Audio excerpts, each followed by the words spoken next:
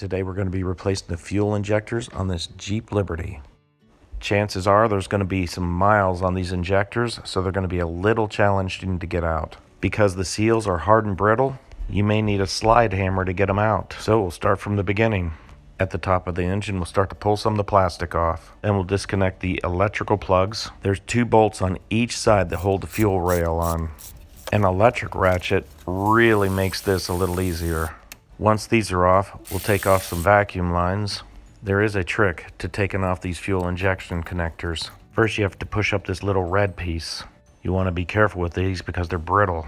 Once the red piece is lifted up, then you can squeeze them and pull them off. Once the red piece is up, then go ahead and squeeze and pull them out.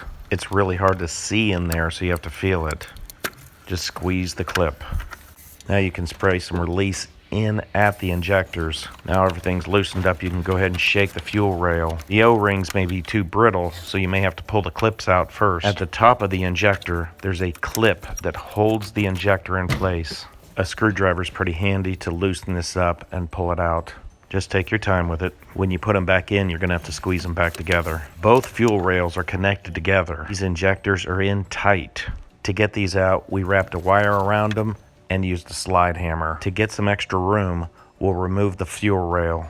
You can leave the fuel line hooked up to the fuel rail. You can see here how the fuel rails are connected. And just weave it through and then pull it to the side. Now you have better access to the injectors.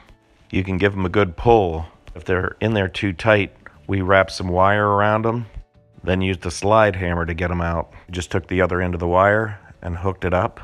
Then we just twisted it up real nice and tight, then pull upward until they come out. This helped out a lot. Now you could clean these injectors and put them back, but you'll need to make sure you have new O-rings, and you want to make sure they're not clogged. To get room for the last injector, we had to pull this reservoir off. This was probably the tightest one, but with the slide hammer, it did come out. But we did have to tap with a hammer as well. Sometimes you can just pull the injectors right out, but sometimes it takes this. Here we go, here's the last injector. Once these are out, sometimes they can be cleaned up. You can see the rubber's gonna have to be replaced. You could use some carburetor cleaner. You just wanna make sure they're fully functional before you put them back in. In order to test them, you can hook up 2 wires. There will be ground and 12 volts. I hook them up to a tube and an air compressor. Now when I hook up the battery, you can see how it sprays out. I only use a couple pounds of air pressure. I put a clear tube on this end, then I put in some paint thinner or other cleaner. After I get enough in, I put on the top, then hook up the air. If you spray it at some paper, you can see the pattern. There should be 4 dots, I only see 3. 1 is clogged. If you look close, you can see 4 nozzles. Some injectors will only have 2. Here you can watch the spray in slow motion. Just make sure they're clean before you put them back in. Now this car sat for a while. We're only getting about 43 pounds from the fuel pump. It needs about 56 to 60 pounds. So we'll need to look closer at the fuel pump. So here's a couple techniques on how to change and test fuel injectors. Well, I really appreciate your time, and thanks for watching.